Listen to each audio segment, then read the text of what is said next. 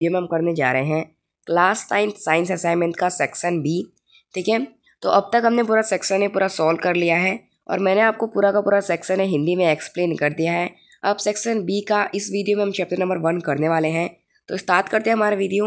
Answer the following questions with in the limit of 40 to 50 words, यानी कि questions का answer हमें लगभग कम से कम 40 to 50 वर्ड्स में देना है, यानी कि इससे ज़्यादा नहीं होना चाहिए, इससे कम चलेगा। ठीक है, सबसे पहला क्वेश्चन है, हमें एलपीजी और सीएनजी का फुल फॉर्म लिखना है, जो कि होता है लिक्विफाइड पेट्रोलियम गैस और कंप्रेस्ड नेचुरल गैस। ठीक है, नेक्स्ट आता है कि प्रेशर क्या है और उसकी एसआई यूनिट हमें बतानी है। देखो, कोई भी जो फोर्स जो कि हम लगा रहे हैं किसी भी सरफेस पर यूनिट एरिया के ऊपर, ठीक है, जो कि पार्टिकल्स ऑफ मैटर के द्वारा लगाए जा रहे हैं, उसे हम कहते हैं प्रेशर। और प्रेशर की जो एसआई यूनिट होती है वो होती है पास्कल, जिसको हम पीए से डिनोट करते हैं। ठीक है, जो कि इक्विवेलेंट होता है 1 न्यूटन पर स्क्वायर मीटर के बराबर। नेक्स्ट क्वेश्चन आता है कि हमें क्लासीफाई करना है सब्सटेंसेस को उनकी फिजिकल स्टेट्स के हिसाब से। ठीक है, तो जो स्टील हो गया, ऑयल हो गया, कार्बन डाइऑक्साइड, नाइट्रोजन, केरोसिन और आयोडीन को हमें क्लासीफाई करना है। तो इन्हें हम क्लासीफाई करेंगे तो सॉलिड में आएगा स्टील, आयोडीन, लिक्विड में आएगा ऑयल, केरोसिन और गैसेस में आएगा कार्बन डाइऑक्साइड, नाइट्रोजन। ठीक है, नेक्स्ट क्वेश्चन आता है कि हमें characteristic of particles of matter बतानी है। देखो, पार्टिकल्स ऑफ मैटर जो होते हैं बहुत ज़्यादा छोटे होते हैं। ठीक है, और वो क्या करते हैं, एक दूसरे से अट्रैक्ट करते हैं और वो हमेशा मूव करते रहते हैं और उनके अंदर स्पेस होता है। ठीक है, नेक्स्ट आता है 5th नंबर की which substances can easily possess all three states of matter. अब कौन से ऐसे सब्सटेंसेस है जो ईजीली पसेस यानी ईजीली कैरी आउट कर सकते हैं तीनों ही मैटर के स्टेट। तो वाटर एक ऐसा है जो तीनों ही 3 स्टेट्स ऑफ मैटर को कैरी आउट कर सकता है, पजेस कर सकता है। ठीक है, अगर देखने जाए तो सॉलिड में आइस के तौर पे हो सकता है, लिक्विड में वाटर के तौर पे और गैस में वाटर वेपर या स्ट्रीम के तौर पे होता है। 6 नंबर आता है, हमें अरेंज करना है क्या असेंडिंग ऑर्डर में डेंसिटी ये सभी की air, smoke from chimney, Honey, water, chalk, cotton and iron. तो देखो, एयर जो है वो सबसे ज़्यादा हल्का है, उसके बाद स्मोक फ्रॉम चिमनी वो हल्की है, फिर कॉटन हल्का है, फिर वाटर हल्का है, फिर हनी हल्का है, चॉक हल्का है, आयरन हल्का है। यानी सबसे ज़्यादा अगर हल्का देखने जाए तो एयर है, उसके बाद फिर smoke from chimney, cotton, water, Honey, chalk, फिर उसके बाद आयरन। ठीक है, अब 7 नंबर आता है कि मेल्टिंग पॉइंट क्या है और मेल्टिंग पॉइंट ऑफ आइस क्या है। कम से कम टेम्परेचर इसमें सॉलिड चेंज होता है लिक्विड में एटमॉस्फेरिक प्रेशर पे, उसे हम कहते हैं मेल्टिंग पॉइंट। अब मेल्टिंग पॉइंट जो है आइस की वो है 0 डिग्री सेल्सियस या 273.15 केल्विन। अब हमें कन्वर्ट करना है किसको, टेम्परेचर को डिग्री सेल्सियस में, 300 केल्विन और 573 केल्विन को। ठीक है, अब देखो, डिग्री सेल्सियस को अगर हमें कोई भी केल्विन को डिग्री सेल्सियस में कन्वर्ट करना होता है तो हम क्या करते हैं K माइनस 273.15 करते हैं। ठीक है, यानी कि 300 केल्विन के लिए हम क्या करेंगे, हम करेंगे 300 माइनस 273.15, जो कि होगा 26.85 डिग्री सेल्सियस। ठीक है, अब 573 केल्विन में हम क्या करेंगे, हम माइनस करेंगे उसमें से 300 और हमारे पास आएगा 299.85 डिग्री सेल्सियस। अब 9 नंबर जो है इसमें हमें क्या करना है, केल्विन में बदलना है सबको सेल्सियस को। अब केल्विन में बदलने के लिए हम क्या करेंगे, सेल्सियस में 273.15 प्लस करेंगे, तो फिर 25 में हम प्लस करेंगे 273.15 तो आएगा 298.15 केल्विन, और 100 में प्लस करेंगे 273.15 तो हमारे पास आएगा आंसर 373.15 केल्विन। अब 10 नंबर आता है कि जो इवापोरेशन है वो कूलिंग कैसे करता है।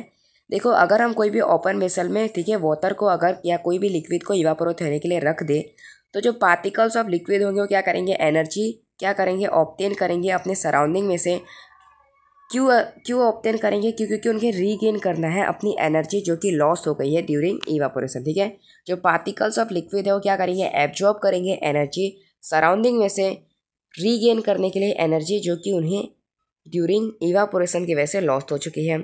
ठीक है, दिस एब्जॉर्वेशन ऑफ इवापोरेशन, अब ये क्या कर रहा है, इवापोरेशन की मदद से जो वाटर है तो क्या कर रहा है, इवापोरेशन की मदद से एब्जॉर्ब कर रहा है एनर्जी, जिससे क्या होगा, सराउंडिंग जो होगा वो कूल हो जाएगा। अब नेक्स्ट क्वेश्चन आता है कि जो वाटर जो कि हम अर्थन पॉट में रखते हैं, मटके में रखते हैं, वो गर्मियों में ठंडा कैसे रहता है।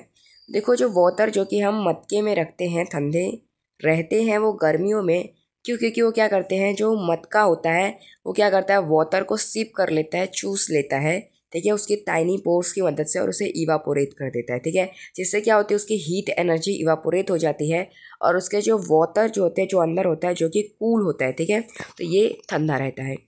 12 नंबर आता है कि हम अगर चाय या दूध पी सकते हैं सॉसर में से जल्दी और कप में से जल्दी क्यों नहीं, यानी कि हम सॉसर में से चाय और दूध को जल्दी पी पाते हैं और कप में से क्यों नहीं।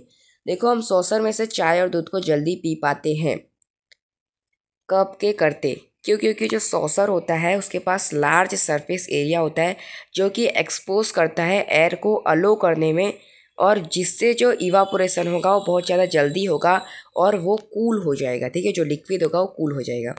अब नेक्स्ट क्वेश्चन आता है, what is the physical state of water at the following temperature. अब ये सभी टेम्परेचर पे जो वाटर का फिजिकल स्टेट होगा वो क्या होगा। देखो, 25 डिग्री सेल्सियस पे जो वाटर होगा लिक्विड होगा, 0 डिग्री सेल्सियस पे वो सॉलिड होगा और 100 डिग्री सेल्सियस पे होगा क्या होगा, गैस। ठीक है, नेक्स्ट आता है 14 नंबर की हमें क्या करना है, डिफ्रेंशिएट करना है इवेपोरेशन और बॉइलिंग को। तो इवेपोरेशन यानी कि इवेपोरेशन में क्या होता है कि it is the open surface phenomenon. वो ओपन सरफेस फिनोमिनॉन है, यानी कि वो ओपन सरफेस में ही हो सकता है। और ये क्या है, ये एक बल्क फिनोमिनॉन है, ये एक साथ सब जो है बॉइलिंग में होते हैं, बॉइलिंग में एक साथ सब इवापोरेट हो जाते हैं। ठीक है, अब इवापोरेशन एक स्लो प्रोसेस है, बॉइलिंग जो है वो फास्ट प्रोसेस है। इवापोरेशन जो है वो क्या होता है, it takes place at all the temperature, वो सभी टेम्परेचर पे होता ही है, लेकिन जो बॉइलिंग होता है वो एक ही टेम्परेचर पे होता है। ठीक है, नेक्स्ट आता है, ये जो होता है वो इनविजिबल होता है, लेकिन ये जो होता है वो विजिबल होता है। 15 नंबर लास्ट क्वेश्चन आपके चैप्टर्स का और इस वीडियो का भी आपका लास्ट क्वेश्चन है ये आपका।